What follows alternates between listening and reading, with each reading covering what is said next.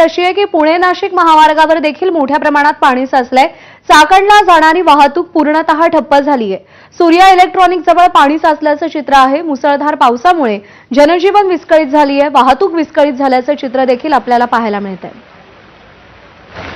Mickey Ghai आपले प्रतिनिधी आपल्याला अधिक अपडेट देतील। मिकी, एकीकडे मुंबई पुणे महामार्गाची दुरावस्था आपण सकाळपासून पाहतोय आणि आता पुणे नाशिक महामार्गावर देखील पाणी साचलंय, गाड्या पाण्याखाली जाताना आपण पाहतोय। काय परिस्थिती आहे नेमकी तिकडे?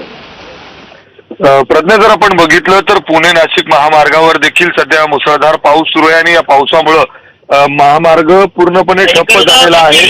आणि जर आपण इथं बघितलं तर अक्षरशः 5 फूट पाणी या रस्त्यावर साचलेलं आहे आणि त्यामुळं पूर्णपणे वाहतूक या ठिकाणी बंद झालेली आहे, ठप्प झालेली आहे। अग्निशामक दलाची गाडी देखील जर आपण बघितलं तर या पाण्यामध्ये ती अडकलेली आहे, अशी परिस्थिती आहे। टू व्हीलर जे आहेत ते पाण्यात वाहून गेलेले आहेत, अशी परिस्थिती त्या रस्त्यावर त्या ठिकाणी निर्माण झालेली आहे।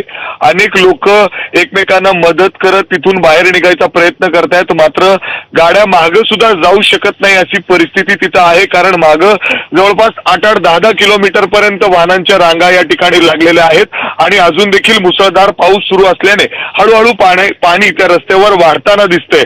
अक्षरशः रस्त्याला मोठे मोठे खड्डे पडलेले आहेत आणि त्याचबरोबर अशा पद्धतीने पाणी साचलेलं चित्र या ठिकाणी पाहायला मिळत आहे। दुचाकीवरून कुणीही त्या पाण्याच्या जवळ जाऊ नये, किंबहुना जोरदार पाऊस होत असल्याने पाणी रस्त्यावरून जोरदार वाहतंय, त्यामुळं तिथं जाऊ नये असं सातत्याने आवाहन केलं जात आहे प्रशासनाकडून।